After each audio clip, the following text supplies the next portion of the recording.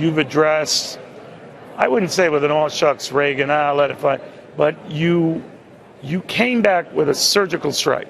Now, with good humor sometimes, but other times, it was the first time I've seen in you, sir, a little bit of anger.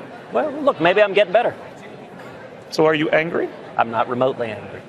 I am. So what were you? I noticed you and Donald Trump briefly talking. I mean, how did that go? Listen, I like Donald. He is terrific. He is an incredible marketer. He's a very talented entertainer, and he's got courage. I've said from the beginning. Would you make him your vice president? Well, I mentioned that possibility. Listen, I've said from the beginning that I was grateful Donald was in this race because he's framed the central question of the race as who will stand up to Washington. Now, as you know, before I was in the Senate, I was a Supreme Court litigator. It's what I did for north of a decade. And I'm a big fan of Sun Tzu's adage that every battle is won before it's fought. It's won by choosing the terrain. If the central question of this race is who will stand up to Washington, the natural follow-up is who has stood up to Washington, who's taken on not just Democrats, but leaders in our own party. And if that is the terrain, if that's the narrative, we win. Because my record is very different from everyone else's. Bang some heads doing that. And a couple of your critics say, well, comes around, goes around. We don't think there's anything to this citizenship issue, but we don't like the guy. He doesn't, make our lives easier. He's a little irreverent and impolite to us. We're gonna make his life difficult. Listen, it is no surprise to anyone that the Washington cartel is striking back. That they are dismayed. They are dismayed beyond words. That but conservatives it are almost uniting. Seems like your friends at Banny, or where are your friends in the Senate? Well, look, and they're particularly dismayed because more and more this is coming down to a two-man race. The polling, the support, it is more and more looking like it is Donald Trump and me, and that has the Washington cartel. Do you have to win Iowa? No, of course not. And there's no one state we have to win. We will compete and do well in Iowa. I believe we'll compete and do well in New Hampshire. We'll compete and do well in South Carolina. A lot of people think you'll win Iowa.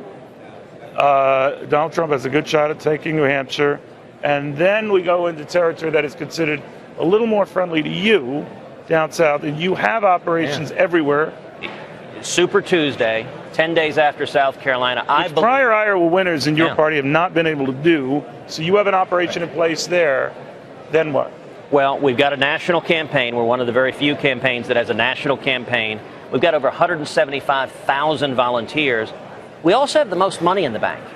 And, it hasn't been the case that the conservative, the grassroots conservative, has had money since 1980. Reagan was the last time. What, did you raise 21, 22 in the latest? We raised over $20 million in the last quarter. We've raised over $47 million. And the reason is that's now come from over 700,000 contributions, which means we have the resources to go the distance. And one of the things we're seeing, more and more people are coming behind us saying, listen, you guys are the only campaign that can beat Donald Trump. And so if it's a two-man choice, people are making a choice. Who do I think is best prepared to be commander-in-chief? Who do I think is best prepared to lead this country? And we are seeing our fundraising exploding. We're seeing our grassroots explode. We're seeing pastors of that come on board. Pause a little bit because, most lawyers agree with you that they don't think the whole citizenship issue is a real issue. A lot of them say if it gives people pause, if they think that some nut is going to actually drag this into court, as much as I like this guy Cruz, I might think of someone else. Neil, there are always nuts who will sue any president.